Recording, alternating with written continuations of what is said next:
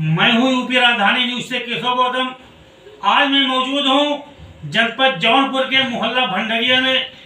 यहां पर नन्हे साबरी जी के आवास पर मानवतावादी क्रांति दल के दिग्गज जमे हुए हैं और आज इस बैठक की हम जो जानकारी लेना चाहेंगे कि आखिर इस बैठक का मुख्य उद्देश्य क्या है।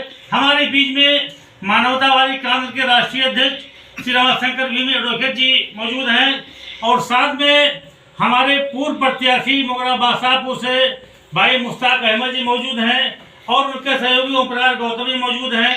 आइए हम जानकारी लेते हैं कि आज 14 नवंबर 2021 को यहाँ पे इस बैठक का क्या उद्देश्य है।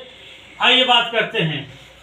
अध्यक्ष जी, आज आप लोग यहाँ पर बैठक कर रहे हैं तो इस बैठक के पीछे आपका क्या उद्देश्य है? देखिए, आज हम बैठक करने के उद्देश्य से यहाँ पर नहीं आए थे जी। हम आए थे एक सामाजिक कार्यक्रम में, और जब सामाजिक कार्यक्रम में राजनीति होने लगती है, जब समर्पित कार्यकर्ताओं की उपेक्षा करके, जब क्रांतिकारी लोगों की उपेक्षा करके ऊपर से नेतृत्व सौंपा जाता है, तो हम लोग उस कार्यक्रम का बहिष्कार कर देते हैं। हमारे मित्र हैं नन्हे साबरी साहब, मुश्ताक जी, ओम प्रकाश जी, और मैं यहाँ आया था एक सामाजिक कार्यक्रम में राष्ट्रीय पासी महासंघ के अध्यक्ष बड़े भैया लक्ष्मी प्रसाद रावत जी के साथ। ये पासी समाज का कार्यक्रम था। पासी समाज का एक वैचारिक सम्मेलन की बात थी, लेकिन जो मैंने अभी पहले कहा कि उससे आगे कुछ कहूँगा ना कोई टिप्पणी करूँगा।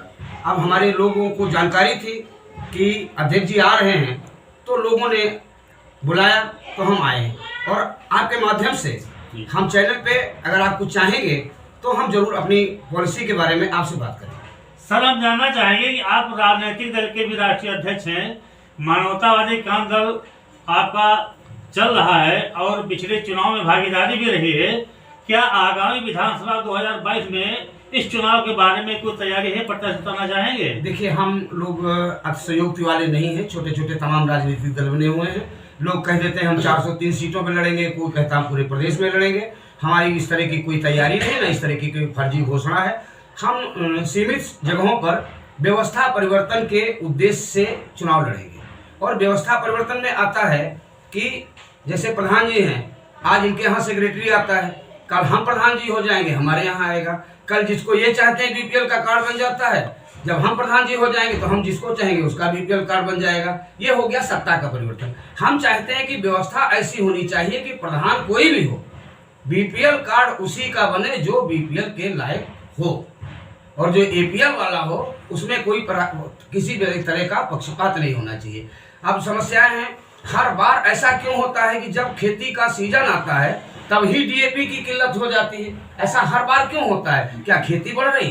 खेती तो कम बढ़ती जा रही। वहाँ सब नगर बनते जा रहे हैं, वृक्षारोपण होते जा रहे हैं, सड़कें बनती जा रही, और फैक्ट्री उतनी है खाद की। तो ऐसे ये जो कालाबाजारी है, कालाबाजारी क्या मतलब है? जो सत्तारूढ़ हैं, जो ऊंची पहुंच के लोग हैं, वो कालाबाजारी से उनको सौदा मिल जाता है मौके पर, और जरूरतमंदों को नहीं मिल पाता है। तो सत्ता बदलती रहती है। व्यवस्था परिवर्तन का मतलब है कि व्यवस्था ऐसी बने, सरकार किसी की भी आवे, व्यवस्था ऐसी बने कि समय पर खाद, बीज, पानी किसान को मिले, समय पर अध्यापक स्कूल में आवे, समय पर डॉक्टर साहब अस्पताल खोलें, और अस्पताल में भी बिना एक्सपायरी डेट की दवाएं समय पर मिलें। यही हमारी मुद्दा होगा, और इन्हीं मुद्दों पर हम चाहेंगे। चूंकि राजनीतिक पार्टी है, तो जब तक चुनाव में नहीं जाएंगे तो हमारे मुद्दे जनता के बीच में कैसे जाएंगे? और जो हम चाहते हैं, हो सकता है कि और पार्टियों के एजेंडे में ये ना हो, तो इस नाते हम लोग जो है चुनाव लड़ेंगे, सीमित जगहों पर चुनाव लड़ेंगे। सर, इस समय सरकार की सुरक्षा के मामले में इस सुरक्षा व्यवस्था के ऊपर कुछ कहना चाहेंगे? संतोषजनक है व्यवस्था से? देखिए, सरकार के बारे में हम सत्तारूढ़ दल के समर्थक है, ना हम विपक्ष में हैं। हमारी तो लड़ाई ही दूसरी तरीके के है। जहाँ इस सरकार को कहें या दूसरी सरकारों को कहें, किसके बारे में कहें?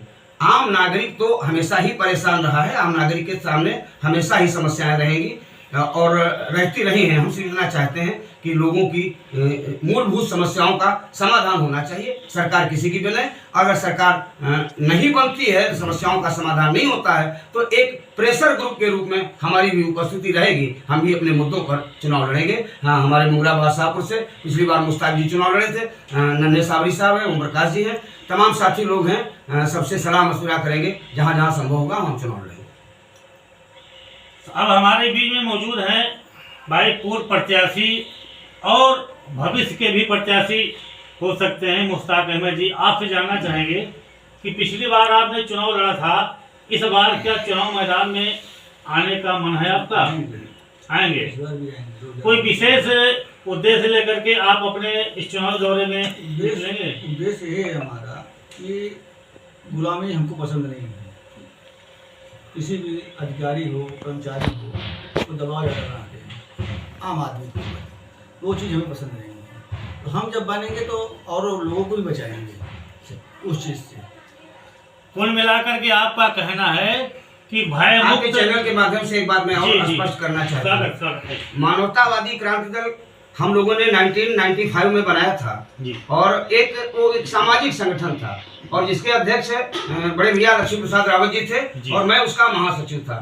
उसके बाद में कुछ परिस्थितियां हुई कि संगठन वो टूट गया, लेकिन जब मेरे सामने ये सवाल आया कि मुझे एक राजनीतिक पार्टी का गठन करना चाहिए तो मैंने मानवतावादी क्रांति दल का ही गठन किया और उसको भारत सरकार से पंजीकृत कराया।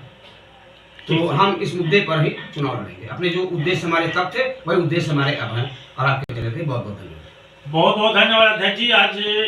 आज हमारे चैनल के माध्यम से अपने पार्टी की नीतियों के बारे में जानकारी दिया और हम चाहेंगे कि आपकी पार्टी के लोगों से आपकी मुलाकात फिर हमेशा होती रहे। नमस्कार। अब हमारे बीच में मौजूद हैं नन्हे साबरी जी, जो कि भंडरिया जौनपुर के रहने वाले हैं, मरियाहू के रहने वाले हैं। आइए हम आपसे मिलवाते हैं कि आज के इस राजनीतिक दल के इस परिवेश के ऊपर आप क्या कहना चाहेंगे। हमारे पुराने संपर्की हैं, संबंधी हैं और पुराने संगठन में हमारे साथ हैं मानवाधिकार सुरक्षा परिषद में। आइए बात करते हैं। साबरी साहब नमस्कार।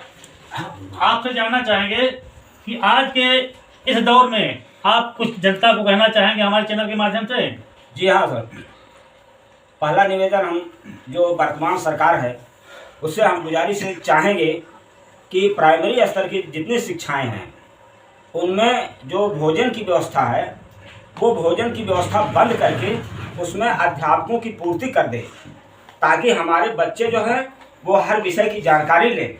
और खाना तो हम लोग बच्चों को खिलाते हैं, पालते हैं, ऐसी कोई बात नहीं है कि दोपहर का खाना दे दिया जाएगा। हमारे बच्चों को मांग करके खाने की आदत सरकार न डाले और उनको अपने पैर पर खड़ा होने की कुव्वत पैदा करे।